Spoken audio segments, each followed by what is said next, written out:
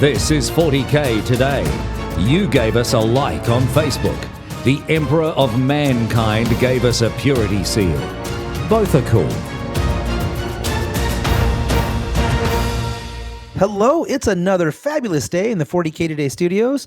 We come to you every day with a 15-minute dose of 40K goodness from our heart to your ears. I'm your host, John Damaris, and it's Tuesday, August 4th, and we continue our talk with Rob, the Honest Wargamer, about his T-Sports initiative. But first, we get an update from Tanya, the War Mistress herself, about the big event that she attended this weekend.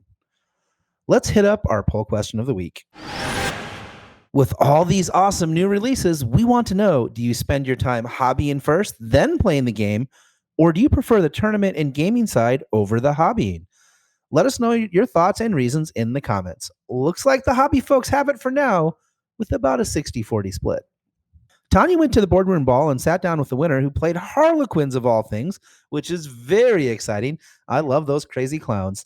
The event sounded like it was a blast, as I was getting updates all weekend long from the War Mistress. I'm here with Matt Bodnarchuk. He is the winner of the Board Room Brawl, which was a GT that happened in British Columbia, Canada this weekend. Thanks so much for being on the show, Matt. Oh, thanks for having me. So I thought maybe we could start off with you telling our listeners a little bit about what was in your list and why you decided to take that. Okay. Well, a lot of it had to do with what I owned. I decided I was going to play Harlequins at the end of 8th edition. I knew that they weren't that great, but I figured I wanted to explore the army and give it a shot. I really like the models, and I get a lot of my stuff commissioned, so I figured I would invest a little bit of money and get this army done. So I guess I can talk about it. I've got 1 Shadow Seer, 2 Troop Masters, 5 units of troops. 2 of them are 10-man and 2 of them are 5-man. 2 of the 5-man troops are just straight up Harlequin Blade troops. One's a 5-man with all kisses, and the 2 10-man are both all with 5 kisses and 5 caresses. I have 1 Death Jester with a Humbling Cruelty to deny Overwatch. And I have 2 5-man units of Skyweavers with Haywire Cannons and the Zephyr Glaive. And I have 1 3-man of that as well. And I have 1 Starweaver. Excellent. And that army is spectacularly painted. Who painted that for you? That would be Bobby Clark of Red Eagle Studios in the UK. It's just awesome. I think that I'm going to try and find some photos and share those up on our social media, because it is one of the most beautiful armies that I've seen in a really long time. But getting back to the weekend itself, what do you think was your best matchup of the weekend, and what do you think was your worst or hardest matchup of the weekend? To be fair, I actually didn't think that all of the matchups were that great. I think that each army I played had, and being a new edition, you don't really know exactly what everything can do firsthand. But it really depended on going first or second. For instance, we played, and I knew if I didn't Yes, go we did. first, I was probably going to lose a good portion of my army. Mhm.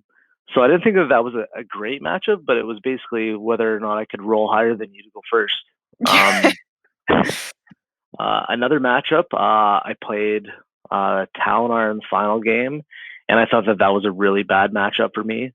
I thought that was a really bad matchup for anybody, to be honest. Yep. I played Death Guard twice, and I played Eldari once. And it was 50% Harlequins, 50% Eldar Craft World. So I actually thought that was probably my best matchup, because I thought the other half of my Harlequin army was stronger than his Eldar half. Okay. Interesting. Yeah, and on that Taunar, I also got to fight a Taunar on the weekend, and they are no joke. No, well, No. it's a joke, but they're no joke. Yeah. So who do you think was like your MVP unit for the weekend? Oh, that's easy. It's got to be a 10-man troop unit for sure. Yeah. And why was that? Because people don't really know what they can do. And I feel like they underestimate how many or how much damage 10 troop with kisses and caresses can actually put out. So for instance, in my second game, I kind of baited Morty in to get within countercharge range with a 10-man troop with in range of a troop master, and I killed Morty in 1 round of combat. Ooh. Ooh. If I wasn't playing, like, I wish that I would have seen that. That seems like it would be really amazing to watch. So I just have one last question for you. Okay. If you could change anything about your list, would you? And what would you change? I would change nothing. No? I thought my list was absolutely perfect. It played and again, I just started playing them. I've only played I don't know, 4 games a ninth before the tournament, and then I learned a lot during the tournament as well, of just how fast my army actually is, and how durable it actually is. So I have a Shadow Seer with and I gave it the Shadow Stone and Veil of Illusion, pivotal role. Still holding on to I can't even remember what the regular one is. Whatever. I -1 to win for all my infantry, but I can give that to all of my army for 2 CP. And it's got an 18-inch bubble range because of the 3+ from the Shadow Stone, 3+ inches. So it basically, when I played the Eldar army, I chose to go second. I won the roll. I chose to go second because I knew if I could get the bikes to come in at the first turn, I would be able to kill them all with all my troops, and that's exactly what happened. Wow. That's pretty incredible. And so you also do a podcast as well. Did you want to plug that at all? Yeah, sure. Beyond the Battlefield. We've been on a bit of a hiatus in the last 6 months, I'd say. Not much going on, obviously, in the Warhammer community as far as 8th edition. And, quarantine and all that life. But I think this tournament really got everybody's juices flowing, and I think we're going to start recording again soon. Perfect. We'll make sure to put that in the show notes for everybody to check out. Thanks so much for coming on the show, Matt. Thank you. I may have to hit up the Board Room Brawl next year. Sounds like a great time was had by all. Today's episode of 40K Today is brought to you by Frontline Gaming. Frontline Gaming is a one-stop shop for all your Warhammer hobby needs, discounted products, American-made gaming mats and terrain, and a full line of miniatures painting service and daily hobby content. And this can all be found at frontlinegaming.org. Welcome back. Yesterday, we talked to Rob about how he got started, and today we continue the conversation about his T-Sports initiative, which is amazing. I watched the promo video, and I was so pumped. Let's get into it. All right, I've got Rob with the Honest Wargamer with me, and we had such a great discussion about sort of his history and what he's been doing in doing event coverage and getting sort of into the nuts and bolts about it. And it got to be so interesting. I was like, okay, we have to do another segment. And specifically, Rob, I want to ask you about what is this T-Sports thing that you're doing? Can you want to give an overview for our fans at home? The T-Sports Network, which is the website, so tsportsnetwork.com, effectively is kind of our version of esports, if you will, although that's a little bit on the nose. One of the things that we wanted to do was professionalize our coverage. So the Honest Wargamer is me and all my friends and the coverage that we do, and the other, we do codex reviews and all those other things, like traditional content stuff. But that is completely crowdfunded. It's all free, and we don't ever take sponsorship. So it is what it is, and it's really on the nose, and I really like it. But it isn't what I would think is the thing that will push the community forward. It isn't the professional enough brand. As much as I love the brand and I love it all, it isn't the right thing to push us as a community in the right forward place that I think that we need to be in some places, especially the competitive community. So we've worked on this for like a year and a half of those 2 years of doing live coverage, and kind of the live coverage we did for the Honest Wargame was like development for this. So we set up the T-Sports Network. So tabletop sports, T-Sports. It's got a nice kind of ring to it along with esports, right? So it rolls off the tongue, which I think is nice. Yeah, it's beautiful. I love it. Like you said it. We were having a little chat before we started this interview, right? And you said, "So you mean like T-Sports?" And I'm like, "I get it." This is great. It's fantastic. So I had an epiphany right in front of you. That was great. Well, so we set that up, and then we did. We've done a couple of events earlier in the year. So we did CanCon, and we did a couple of other events. But we had some really major events lined up. We had like LGT, which was Age of Sigmar, and 40K. We were doing both, 2 teams, which is going to be a really fun challenge. 2 teams doing 2 sets. We had the WTC, which is obviously an 8-man team event. We had Age of Sigmar 6 Nations, which we did last year, which is a 6-man team event. So we had these kind of like big ticket team events coming up. LGT, by the way, was an Age of Sigmar team event, which we were going to do concurrent with the 40K singles event. So that was going to be a fun taxing time for all of us. But we have been looking at really developing multi-table coverage as the most interesting way of watching, and we did that at singles events because really what we were doing, we were leading into this thing called the Super Series. So we kind of were like training our audience to enjoy watching multi-table coverage, knowing that in 6 to 8 months we were going to be at the WTC, that we were going to be at this Age of Sigmar 6 Nations event. So we knew that we had team events coming up.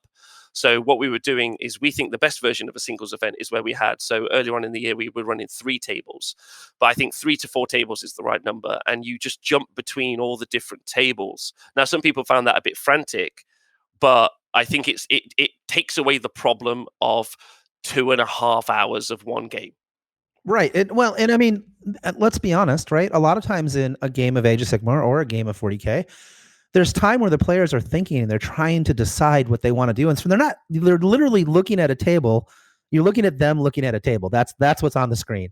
And in those periods of time, that's when you want to switch to maybe something's happening on another table, right? And so you always keep the viewer in the moment of the excitement, as opposed to being stuck in the moment of like, well, I don't know what they're going to do. Neither do I. Yeah, absolutely. Kind of There's also a pacing issue as well. Some armies, like, and obviously we're talking 8th edition 40K for a moment. Some armies started slow and ended heavy, and some armies started fast and like they petered out, right? So you could have a blowout turn 2, like it's done. Like maybe they've got to rack up some points, but basically it's all over. And then the other way around, nothing happens maybe for 2 turns really, and it gets really top heavy towards the end. So that's really hard to continuously like train your audience to that pace. Whereas if you've got a bunch of games that are operating at different paces, you can just jump between all the right moments, which is really nice. And we did. It is really nice, but it is very technically challenging. As actually someone who has done that and helped do that, getting to the tables at the right times and then understanding what's going on is actually far more challenging than you would expect just thinking about it, right? Because you're basically dropping your shoutcasters in to a situation where they knew what was going on maybe 10 minutes ago, and the situation might have changed. So you got to get them up to speed quickly so that they can assimilate the information out to your viewers. So I applaud you. Like, doing that well is difficult. I mean, I'm nothing without all of the people around me. I've been incredibly fortunate to have a lot of people who've been excited and motivated to do stuff with me. So big shout out to all of those guys. They know who they are. So yeah, it's been really fun. But then the thing that we have pushed on from there is that we've set up this thing called the Super Series. And the Super Series is really our kind of like gambit, and our big idea for helping create a groundswell of gaming, which is really fun. It's a team-based tournament. So like a groundswell of games in your local area, but they kind of make sense in a format that applies to everyone all around the country and all around the world at the same time. And then create a space on the website where people can formulate those Super Series in different regions, and then they can create them and put them on. And we're going to be running the first one here in England sometime soon, which is really exciting. But obviously also doing live coverage of it as well. So after you. So let's talk about the Super Series really, really briefly. That sounds amazing. So you're going to be pushing like a series of team events that start off with a local scope, but then feed into a like a regional scope, and then maybe feed into like a countrywide scope. And so you're always like taking the people that win at each of those levels and pushing them forward into like a big series of events. Is that how that works? Yeah. I mean, there are some issues, right? Some places like America, like you guys can't, some of you can, but a lot of you can't travel to every event all around the country. Whereas if you end up with a Correct, region, yeah. like in England, it's fine. It's very, like, we don't have to travel anywhere. It's tiny. Like, but in Australia, there's also another problem as well. And even places like Sweden and Germany that are really big. So what you want is a system that makes things so that they can regionalize, produce a regional champion, and then compete nationally. Otherwise, you're not really giving people like an entry into. Currently, the entry into competitive gaming is you go of your own volition and be a part of the process. Like, but if you can develop Right. that in a local level, that develops local communities, which is great because you end up with more gamers who are having more fun. That's awesome. And then you also kind of like are all part of the same story, which I also think is really nice because I really like connectivity and people being together. I think that's a good story to tell. Yeah, I can get behind that 100%. That sounds really amazing. So, when's it coming to the US? Let's do it. Well, the first one is not too long away, and you can find out everything about it on the tsportsnetwork.com, or you can find our YouTube and see some of our earlier kind of like tournament coverage as well if you guys want to watch it back. And you can kind of see where we're going. But that was 8 months ago, and we are already ahead of that by quite a way. Yeah, so you guys should definitely go check out tsports.com. And before I let you go, I saw on Facebook where you guys did these really cool objective markers. You want to tell me about that really quick before I let you go? Because they look awesome. They're just they're 40 mil objective markers. I mean, you could just use a base, but they're see-through, which is the really important part. And our Age of Sigmar ones have been highly, highly successful. We've never been able to keep them in the store, so they're just see-through. So when you're using your FLG mat or whatever it is mat that you're using, you just put it on to where the objective will be, and it doesn't really break the immersion like some of the logo-based mats can do. I don't know if you're a fan of them or not a fan of them, but these kind of seamlessly fit into the table, which is nice. Yeah, so like they like you said, they don't break the immersion. They're really cool. So we'll put links to the T Sports Network, Honest Wargamer, to those objective markers, which are really cool. Like they really look stunning on the table. And thanks, Rob. Thanks for having me on. Time. I appreciate it loads. The T Sports Initiative looks really, really cool, and I highly recommend you check it out. I'm looking forward to the Super Series myself. It looks like a very interesting way. And I'm also one of those people that says team events are the future of 40K, and we should be supporting them. All right, I'm going to apologize in advance, though it's with absolutely no sincerity, and as the kids say, sorry, not sorry. Here comes that jingle. It's the model of the day, the model of the day, the model of the day. Today's model of the day is a gorgeous Tyranid Malceptor by AceFace1082 on Instagram. The armor plating is a beautiful blue, and I love the striations and highlights. It creates a very cool effect that must be seen to be appreciated. The talons and hoofs look great with their sickly green hue, and of course, the brains are a highlight. I love the purple pinkish brains just sticking out all over this place. Seriously, check it out. You can see it on our Facebook or on Instagram. The links will be in the show notes as always. If you have a model that you think we should feature on the show, let us know with our hashtag on Instagram, hashtag 40K today, or toss us a message on Facebook. We take submissions either way. And that's it for today. Thank you so much for joining us. A special thank you to our content producer, Alex Boehner, our social media superstar, Tanya Gates, and our technical producer, Seamus Ronan, as they work hard daily to make sure this program goes on every single day. If you have a favorite content producer that you'd like to see featured in the show, drop us a line as we're always on the lookout for great stuff to highlight in our hobby. We'll see you all tomorrow. Until then, for Steve Joel and Paul Murphy, I'm John Damaris, and that's what's happening in 40K Today.